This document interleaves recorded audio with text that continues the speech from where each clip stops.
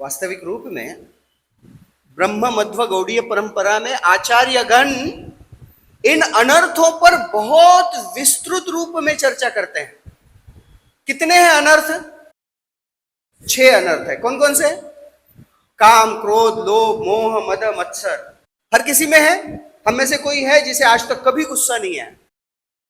हम में से कोई है जिसे कभी भी कुछ लालसा नहीं हुई कुछ प्राप्त करने की? नहीं, ऐसा संभव ही नहीं है। इससे भी आगे जाकर आचार्य बड़ी सुंदर रूप से अनर्थों का विभाजन करते हैं। वो कहते हैं कि अनर्थ 4 तरह के होते हैं। अनर्थ 4 तरह के होते हैं। कौन कौन से? स्वरूप भ्रम, स्वरूप भ्रम से निर्माण हुए अनर्थ, असत तृष्णा, अपराध और हृदय दौर्बल्य। स्वरूप भ्रम में होने वाले अनर्थ कौन कौन से? स्वतत्व का भ्रम, है ना। स्वतत्व का भ्रम, हमें पता नहीं हम कौन है। हम सोचते हैं कि मैं डॉक्टर हूं, मैं इंजीनियर हूं, मैं महाराष्ट्रियन हूं, मैं इंडियन हूं, मैं मानव हूं।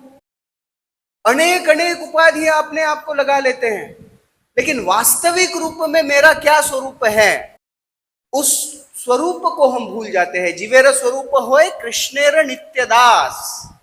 हमारे इस स्वरूप के भ्रम को जब हम दूर कर कर हमारी वास्तविक स्थिति को नहीं समझ सकते, तब जो भ्रम निर्माण होता है वो है स्वरूप भ्रम। लोग कहते हैं कि ये बड़ा स्वार्थी है। इस संसार में ना कोई स्वार्थी है ही नहीं, क्योंकि किसी को स्व क्या है ये पता ही नहीं है। वास्तविक रूप में श्रील प्रभुपाद जी हर पन्ने पर लिखते हैं, you are not this body, you are soul. हम शरीर नहीं, आत्मा है। ये हमारा स्वतत्व है। इस स्वतत्व को हम नहीं जानते, तो स्वतत्व का भ्रम है। फिर परतत्व का भ्रम है। हम भगवान को नहीं, ये नहीं जानते। एक तो भगवान श्री कृष्ण को साधारण बालक समझने लगते हैं, या किसी साधारण व्यक्ति को भगवान समझने लगते हैं। तो स्वतत्व का भ्रम है, परतत्व का भ्रम है।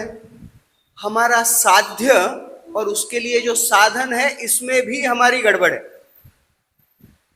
हम क्या पाना चाहते हैं? कृष्ण प्रेम प्राप्त करना चाहते हैं इस्कॉन में आने के बाद, और जब तक इस्कॉन में नहीं है तब बहुत सारा प्रेम प्राप्त करना चाहते हैं, है ना। यहाँ के जीवों का प्रेम प्राप्त करना चाहते हैं। जय श्री राधा गोविंद देव जी की जय। यहाँ के जीवों का प्रेम पाना चाहते हैं, फिर सारे देवी देवताओं का प्रेम पाना चाहते हैं, भगवान का प्रेम पाना चाहते हैं। तो हमारा साध्य उसमें भी गड़बड़ है। और उसके लिए जो साधन, अरे कुछ नहीं प्रभु जी, सारे रास्ते ना एक ही जगह पहुंचते हैं। अरे साधारण वीटी स्टेशन, सीएसटी स्टेशन पे खड़े रहो, सारे रेलवे ट्रैक एक जगह नहीं जाते हैं। एक सेंट्रल लाइन जाता है, हर्बल लाइन जाता है, राइट और लॉन्ग। तो सारे ट्रैक एक जगह नहीं जाते हैं, और हम सोचते हैं कि हम जो भी करते हैं वो सब कुछ कृष्ण तक जाता है। ऐसे कैसे जाता है? तो हमारा जो साधन है, जो भक्ति की प्रक्रिया है, उसमें भी भ्रम है। स्वतत्व का भ्रम है, परतत्व का भ्रम है, फिर साध्य और साधन का भ्रम है, और अंततोगत्वा माया तत्व का भ्रम है। इस माया तत्व में हर कोई भ्रमित है, और भ्रमित होकर हम क्या सोचते हैं? सारे जगत का स्वामी तो मैं ही हूं। ये सारा संसार किसके लिए है? मेरे भोग के लिए है। अहम भोगी, अहम स्वामी। तो ये है स्वरूप भ्रम। तो अनर्थों में स्वरूप भ्रम में आता है स्वतत्व का भ्रम, परतत्व का भ्रम, साध्य और साधन का भ्रम, और माया तत्व का भ्रम। फिर दूसरा अनर्थ है जो असत तृष्णा है। असत तृष्णा, असत अर्थात जो सत नहीं है, जो सही नहीं है। तृष्णा अर्थात प्यास, लालसा, भोग करने की इच्छा। तो हमारी जो तृष्णा है, कुछ प्राप्त करने की इच्छा है, वो गलत है। वो 4 तरह की है। असत तृष्णाएं 4 तरह की होती हैं। एक, हम लौकिक भोग प्राप्त करना चाहते हैं। हमें लौकिक अर्थात इस संसार का भोग करना चाहते हैं। अच्छा बेड हो, अच्छा खाने को मिले, अच्छा गाड़ी मिले, ये लौकिक भोग के पीछे सारा जीवन व्यतीत करते हैं। पहला है लौकिक भोग, और जो लोग थोड़ा सा इसके ऊपर उठते हैं ना, वो सोचते कि नहीं, इस संसार में क्या पड़ा है, यहां पुण्य करो और स्वर्ग में जाकर ऐश करो। फिर स्वर्गादि भोग की अभिलाषा होती है। फिर स्वर्ग में जाकर 72, है ना, वहां पे अप्सराएं चाहिए, नंदन कानन गार्डन चाहिए, कल्प वृक्ष चाहिए। तो स्वर्गादि भोग करने की अभिलाषा है।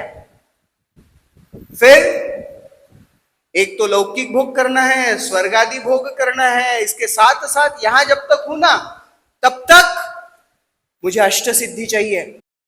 हम हनुमान जी की आराधना करते हैं, हनुमान जी की चालीसा का गुणगान करते हैं, किस लिए? रामचंद्र जी की भक्ति प्राप्त करने के लिए।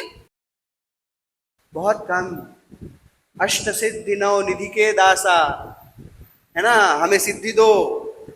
जिम में हनुमान जी का फोटो लगा के रखते हैं, डोले शोले बने, ताकि हम हनुमान जैसे शक्तिशाली बने, है ना। अष्ट सिद्धि और नवनिधि की अभिलाषा करते हैं, ये तीसरा असत तृष्णा है।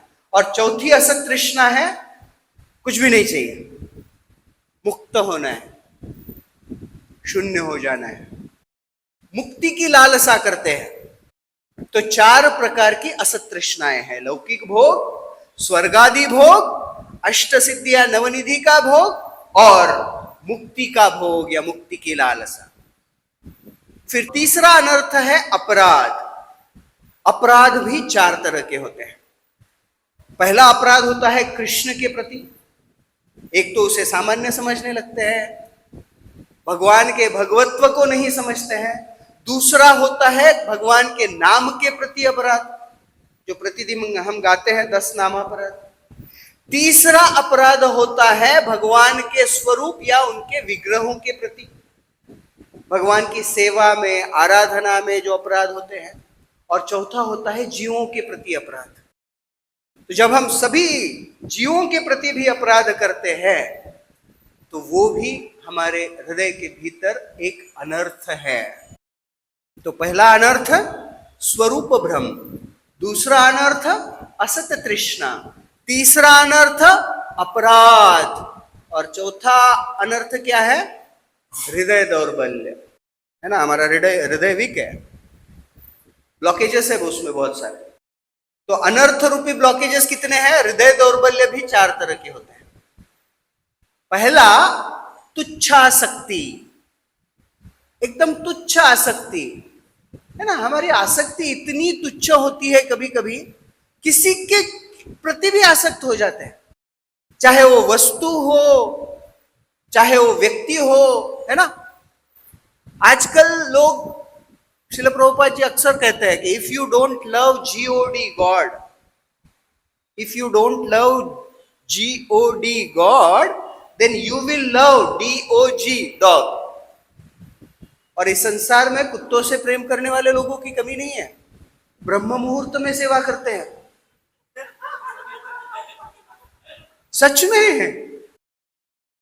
हमारे मोती का पॉटी का समय फिक्स है, तो फिर ब्रह्म मुहूर्त में उठकर उसको पकड़कर कुत्ते को घुमाने के लिए लेकर जाना पड़ता है। और इधर मंदिर में भगवान के कीर्तन में अगर सम्मिलित हो जाए ब्रह्म मुहूर्त में, तो ये पिछड़े हैं, है ना, ऑर्थोडॉक्स है। तो हृदय दौर्बल्य का पहला अंग क्या है?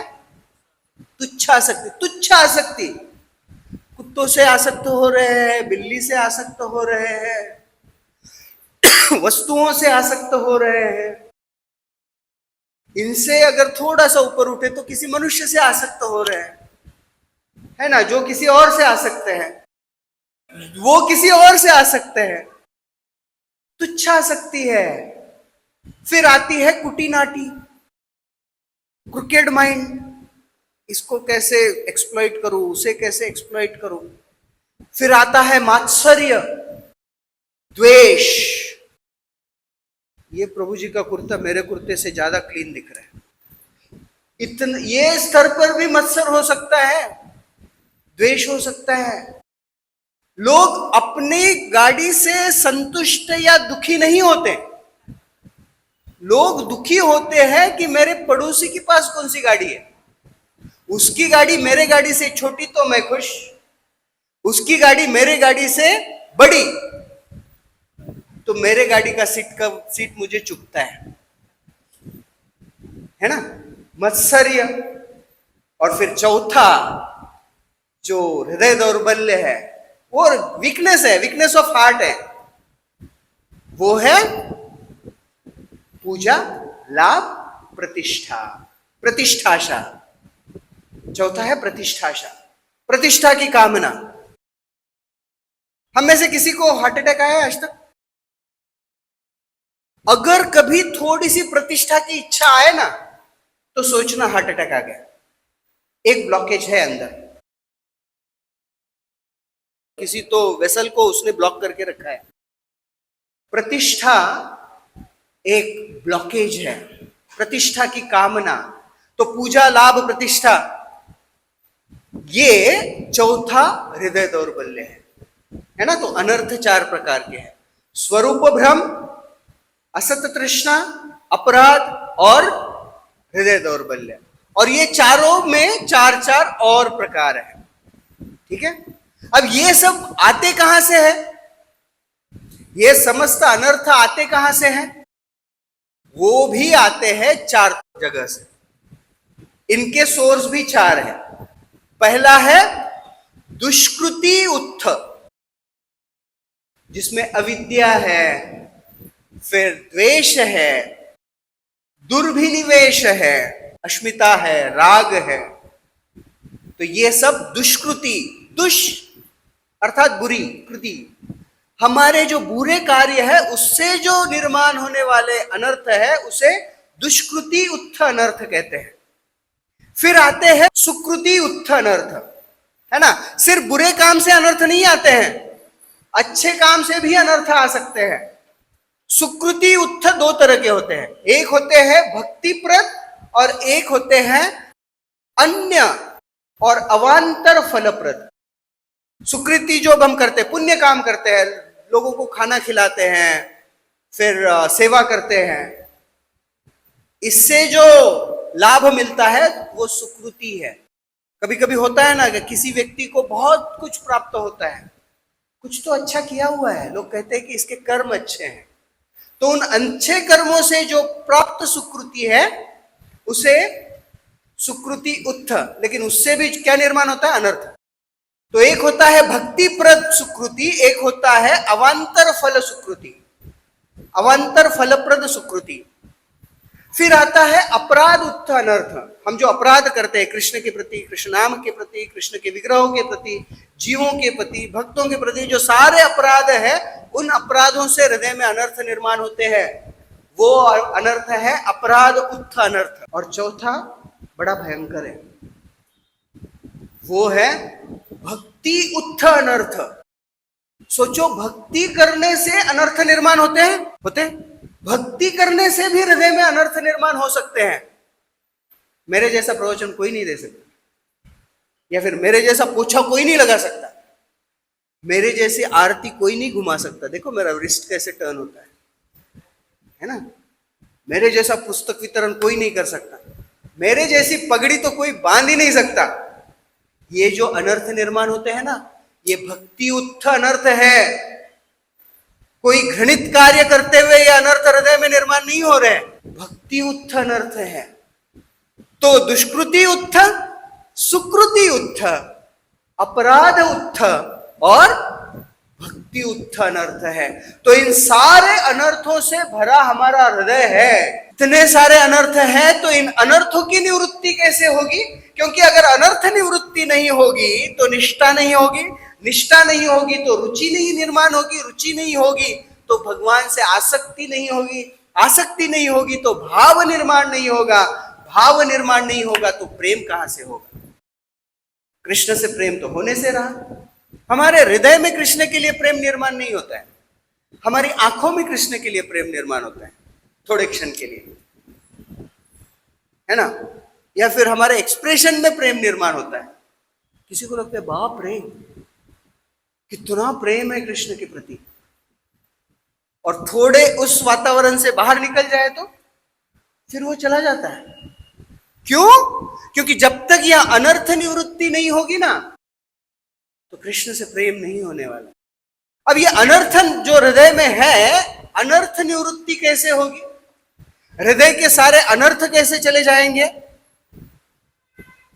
ये अनर्थ हृदय से निकालने के लिए भगवान ने भगवत गीता बताई, शुकदेव गोस्वामी ने भागवतम बताया, लेकिन स्वयं भगवान जब चैतन्य महाप्रभु के रूप में अवतरित हुए ना, तो भगवान श्री चैतन्य महाप्रभु ने 8 ही श्लोक दिए, और जिसका पहला श्लोक चैतन्य महाप्रभु कहते हैं चेतो दर्पण मार्जनम।